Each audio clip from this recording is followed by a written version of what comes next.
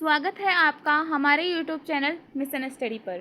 साथियों, आज के इस वीडियो में हम आचार्य जयतीर्थ का जीवन परिचय पढ़ेंगे। चलिए वीडियो शुरू करते हैं। जयतीर्थ का सामान्य परिचय।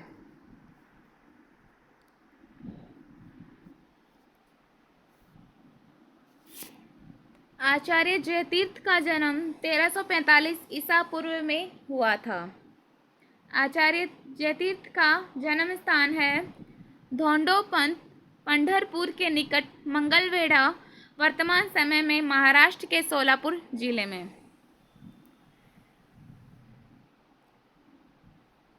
आचार्य जयतीर्थ के निधन की यदि हम बात करें तो उनका निधन हुआ था मलखेड़ में। आचार्य जयतीर्थ के पिता का नाम है रघुनाथ पंत देशपांडे। रघुनाथ पंत देशपांडे। इनकी माता का नाम था साकूबाई। आचार्य जयतीर्थ के उत्तराधिकारी थे विद्याधीराज तीर्थ।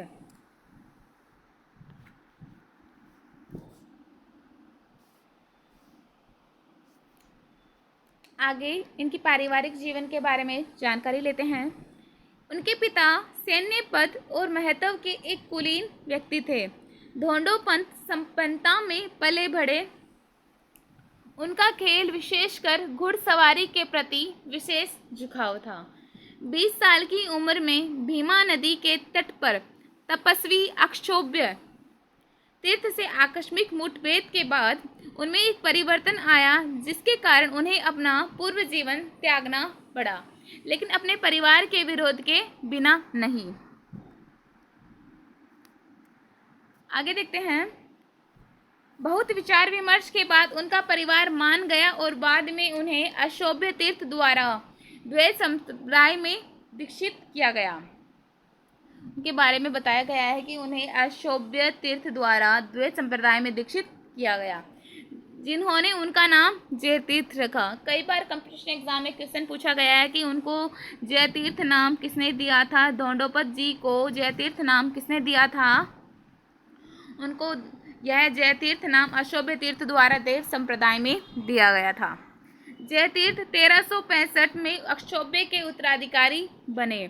उन्होंने 1388 में अपनी दीक्षा और मृत्यु के बीच 23 वर्षों की संक्षिप्त अवधि में कई टिप्पणियां और ग्रंथ लिखे। आगे देखते हैं। जयतीर्थ ने 22 ग्रंथों की रचना की, जिनमें से 18 ग्रंथ मध्वाचार्य की कृतियों के भाष्य हैं। आगे देखते हैं। न्यायसुधा नामक उनकी कृति मध्वाचार्य के अनुव्याख्यान है। आगे देखते हैं। न्यायसुधा नामक उनकी जो कृति है वह मध्वाचार्य के अनुव्याख्यान नामक कृति का भाष्य है। यह उनकी महान कृति है।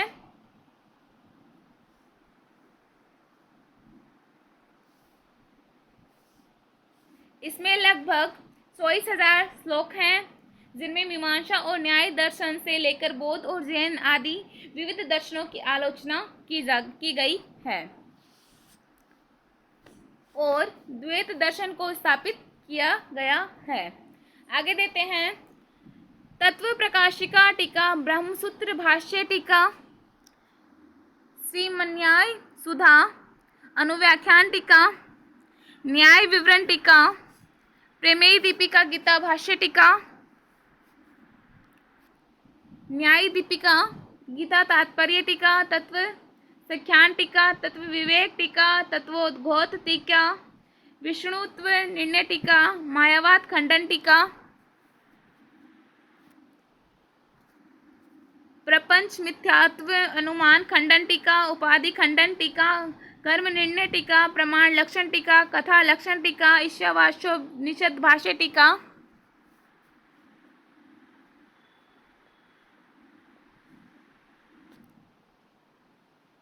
आगे देखते हैं। षट प्रश्नोपनिषद भाष्य टीका, ऋग भाष्य टीका, वादावली स्वतंत्र ग्रंथ, प्रमाण पद्धति स्वतंत्र ग्रंथ और पद्माला। जयतीर्थ थे जिन्होंने 22 ग्रंथों की रचना की थी। यही वो 22 ग्रंथ हैं, जिसमें 18 जो है वह मध्वाचार्य के भाष्य ग्रंथ हैं और जो उनसे प्रेरित हैं। आगे जयतीर्थ ने 1388 में मालखेड़ में पवित्र कागिनी नदी के तट पर समाधि की अवस्था में जाकर वृंदावन ले लिया। 1388 में इन्होंने मालखेड़ में समाधि ले ली थी। जयतीर्थ का वृंदावन मकबरा अशोभ्य तीर्थ और रघुनाथ तीर्थ के वृंदावन के बीच स्थित है। अशोभ्य तीर्थ और रघुनाथ तीर्थ के वृंदावन के बीच स्थित है इनका मकबरा। हर साल भारत के विभिन्न राज्यों से हजारों लोग आराधना उत्सव में शामिल होते हैं। हर साल भारत के लोग इनके मकबरे को देखने भी आते हैं।